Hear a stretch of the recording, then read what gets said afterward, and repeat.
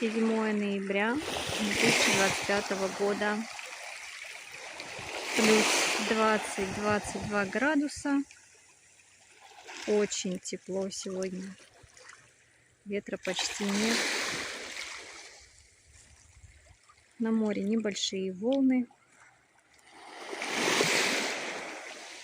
И перед нами дикий пляж.